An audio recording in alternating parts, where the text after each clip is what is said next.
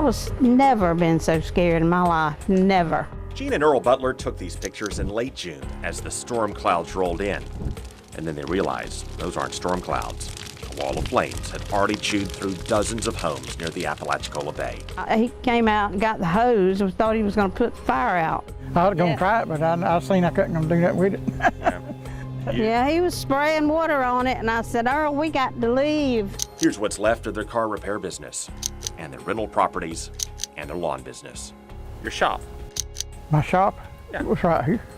Where we're standing, yeah, the big shop was right here.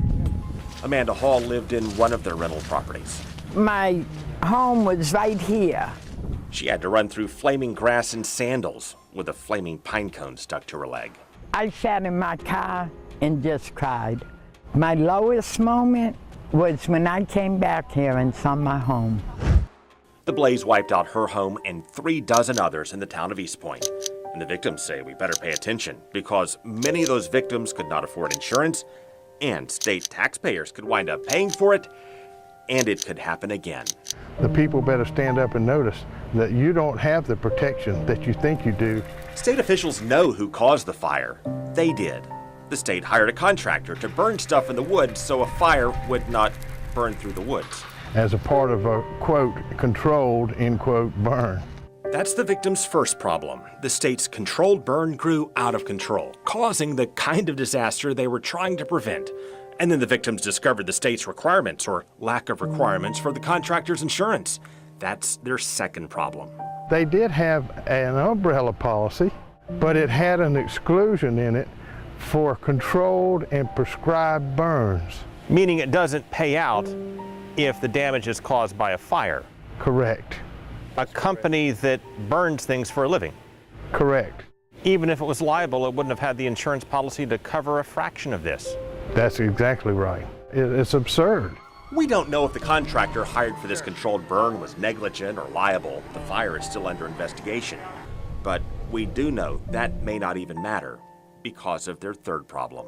The legislature passed a law that protects a negligent contractor, if there's negligence, from the victims?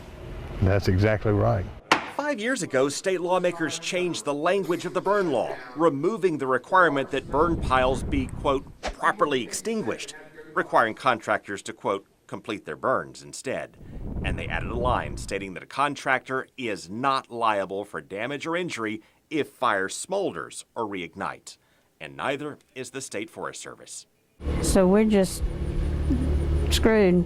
The legislature watered down protections for fire victims by bundling it into a bill promoting good nutrition in school lunch. Vote against it, and you vote against nutrition for our kids. And so the changes passed 39-0 in the Senate and 115-0 in the House. This is crap. It's pure crap that nobody wants to help us.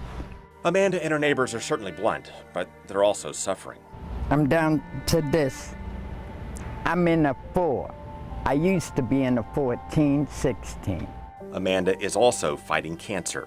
In the past 2 months, you've lost 45 pounds. Yep. And her attorney, Pat Floyd, says if they cannot recover losses from the contractor, the burden goes back to the state. The taxpayers.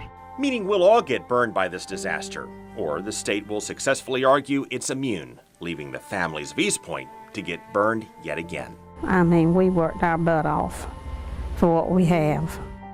And now we just, hanging by a thread.